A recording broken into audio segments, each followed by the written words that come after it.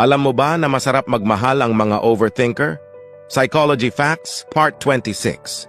Panoorin mo, baka overthinker din ang partner mo. Kung sa tingin mo napapraning lang ang mga overthinker, nagkakamali ka dyan. Dahil hindi yan nag-o-overthink dahil lang clingy or needy sila, kundi nag-o-overthink yan dahil sa nararamdaman nilang takot. Maniwala ka sa akin. Huwag kang mapapagod sa partner mong overthinker dahil wala nang mas pagod pa sa pag-o-overthink nila kundi mga sarili nila.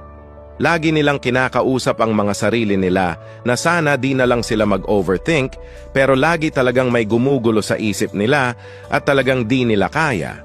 Alam ko mahirap umintindi ng overthinker pero sila ang mga taong totoo.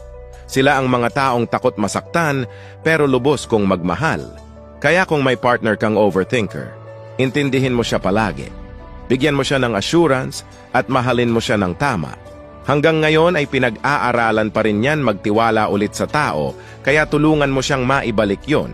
Samahan mo siyang malampasan ang pinakamahirap niyang laban sa buhay.